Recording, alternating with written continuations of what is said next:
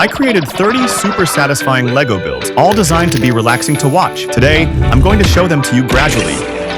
The first one is a projectile launcher with a spring inside. Just load an arrow, press it, and it'll knock over a minifigure. So I built an entire train packed with these launchers and added a trigger on the track. Every time an arrow hits the trigger, it fires automatically. Then I lined up 15 minifigures, and they were about to get hit one by one as the train moved along. All set now, and let's see how it will turn out.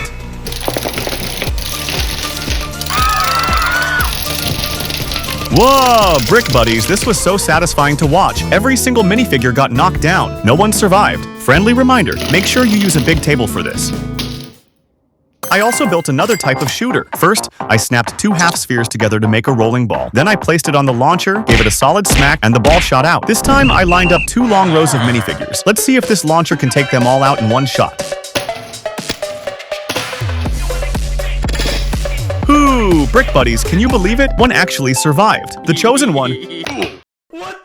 Here are 2 2x2 jumper plates. I stacked them at a slight angle, then kept adding more, and ended up with a spiral tower. When I spin it, it honestly feels like I'm holding human DNA in my hand. So I built a motorized turntable, set the tower on it, locked it in, flipped the switch. The DNA just keeps spinning.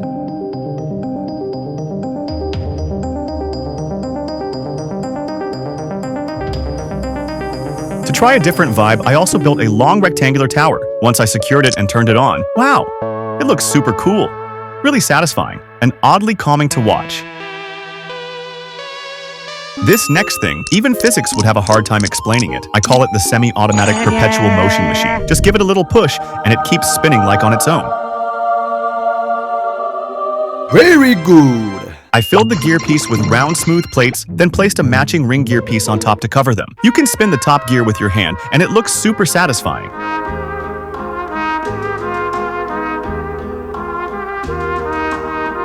A lot of people love that perfect fit feeling. For example, if you take 5 2x2 plates and stack them together, they'll fit perfectly into a 2x2 grid. Then, if you place this L-shaped block into the empty slot, it'll hide neatly inside and form a complete cube. While I was browsing at the Lego store, I found some Duplo bricks meant for younger kids. I took one of them and placed 4 2x4 bricks on top. These 2 different age group pieces fit together perfectly, creating a seamless combination. When visiting the Lego store, don't miss the brick wall. Find the window with these tiny pieces, then stick your hand in. It feels like a massage for your hand. It's so satisfying, like you're flying.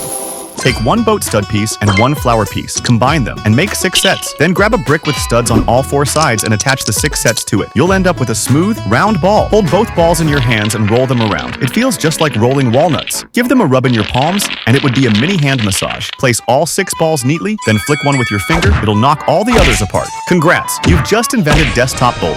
I stacked small round pieces onto 1x4 plates, layer by layer, and built a perfectly shaped half circle. It looks just like an arched bridge.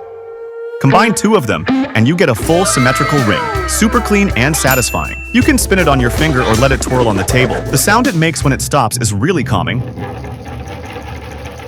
I even tried placing a cup on top, and it works perfectly well as a coaster. Just don't squeeze it too hard, it'll fall apart right away. I pressed 6 gradient colored plates together to create a smooth color transition. With a hinge attached underneath, each section could connect to the next. I linked 16 of them in total. Now it looks like a long flowing train. Then I joined the ends to form a complete ring. It feels like some kind of energy device, pulling power inward from all directions. I placed several minifigures without legs inside to see what would happen. Strangely enough, it looked like they were performing some kind of mysterious ritual. I've already put these poor figures through a lot. I'm worried they might be planning a little payback. So yeah, I decided to destroy the whole thing, just to be safe. Next, I'm going to make 3 illegal builds using just a few simple pieces. First, take 2 1x2 fence bricks. You can slide a cross axle right between them to flip the studs to the other side. Second, place 2 slope bricks inside a pair of 2x4 bricks. That also creates a stud reversal. And third, lock 6 plates together tightly, and you'll get a super mini cube. If you stack 1x2 bricks into a 3-layer wall, the whole thing becomes slightly flexible and bendy. Connect 3 of these walls end to end, and you can form a triangle, one where all 3 sides curve gently. The shape looks really elegant, but I'm not sure how strong it actually is. So I'm going to run a little test. First, I place a minifigure on it. No problem.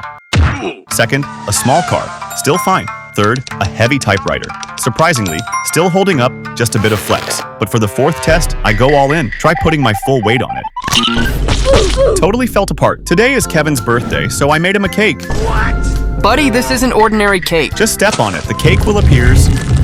It is actually a surprise. I really like this one. The cake is actually a stress-relieving box like a Russian nesting doll. It has 5 similar parts, and when you stack them from smallest to largest, you get this surprise-filled cake. I also built this legal hollow cube. When you lift it, it stretches out, and when you set it down, it shortens, just like a chain. I also made a more feature-packed cube, and I call it the fidget cube. Each side has a little stress reliever built into it. The white part can be spun in circles or just DJ.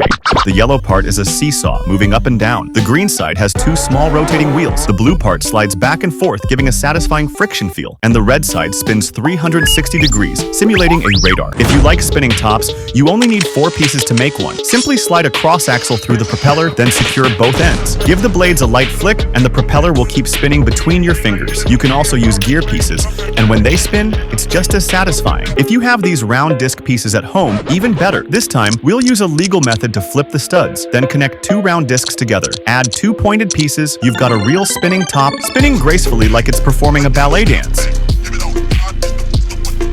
This is a brick separator, and here's another one, a gentle swipe. And the sound is really satisfying. Usually, it's tough to lift a large piece with the brick separator, which can be super frustrating. But if you connect 4 of them together and press them onto the big piece, just a light flick, and it'll lift up direct pretty easy. Also, these small tiles are always tricky to arrange neatly, but with a brick separator sliding back and forth, they will tidy up perfectly, almost as straight as a ruler. A brick separator can also quickly remove an entire row of smooth tiles, which is much faster than taking them off one by one. Now, please enjoy the immersive sound of parts hitting the water.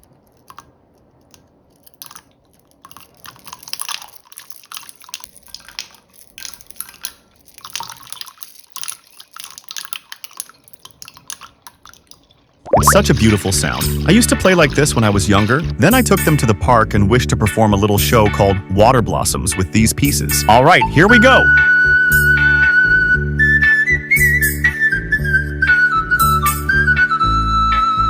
Very nice. I love this colorful and vibrant vibe. Yo, bro, now we got pieces everywhere on the ground. So what should I do in this situation? Looks like I'll just have to pick them up one by one. Wait, bro, such color, huh? Who can even tell if your pieces are plants? That's all for today's video. If you found this episode relaxing, please subscribe to my channel and give me a thumbs up. It's the best support for my videos. See you next time.